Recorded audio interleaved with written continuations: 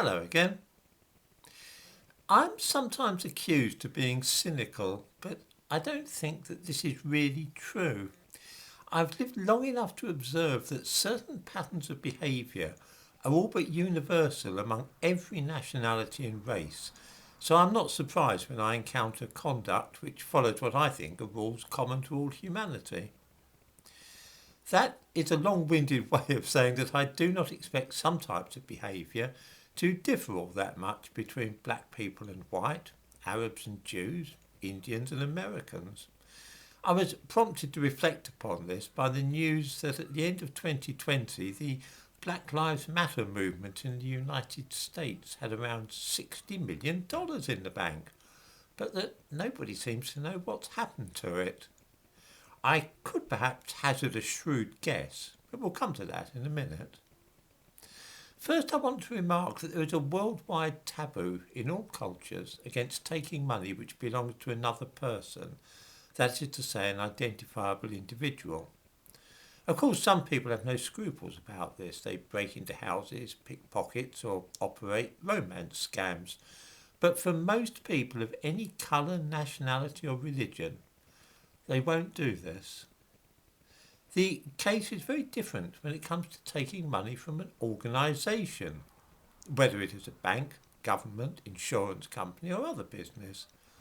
Often, cheating such bodies out of money does not feel like theft, and even generally honest people will fiddle their taxes, inflate insurance claims and so on. It is stealing, but it doesn't feel so reprehensible as taking money from an individual.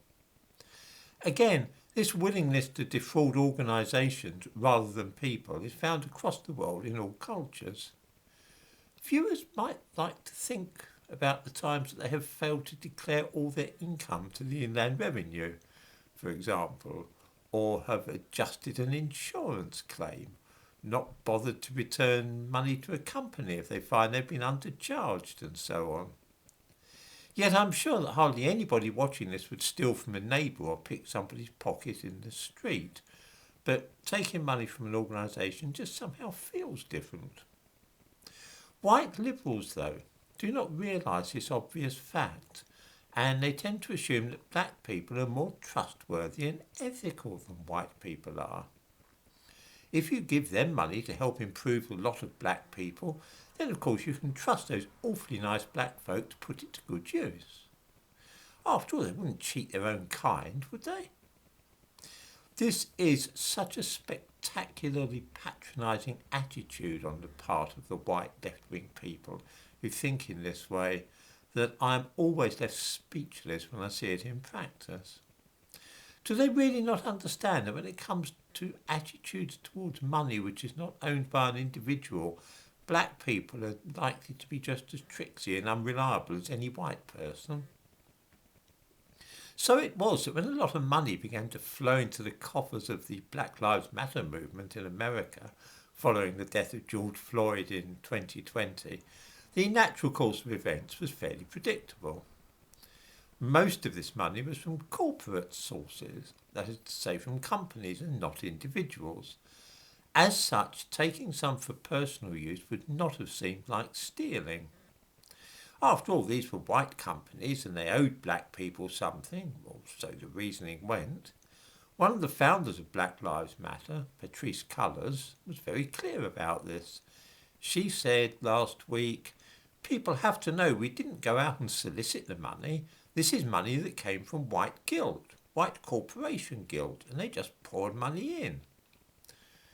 It will of course be recalled that this is the same Patrisse Cullors who resigned as head of Black Lives Matter in May, when it came to light that she owned a property empire with 3 houses in Los Angeles and another in Georgia.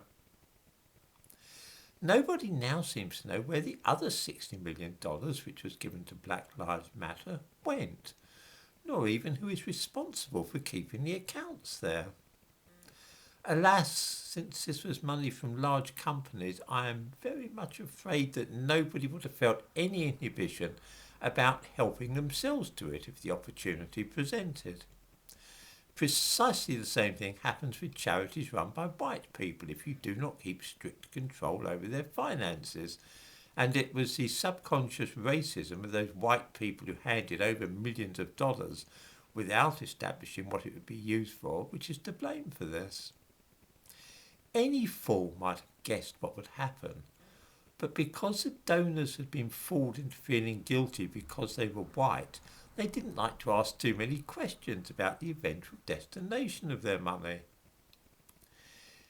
If this were a bunch of white people who had received $60 million and weren't able to explain where it was and had given a false address for their tax return, then I would, as a matter of routine, assume that the money had been siphoned off and embezzled, and that some people would have bought swanky properties with the proceeds.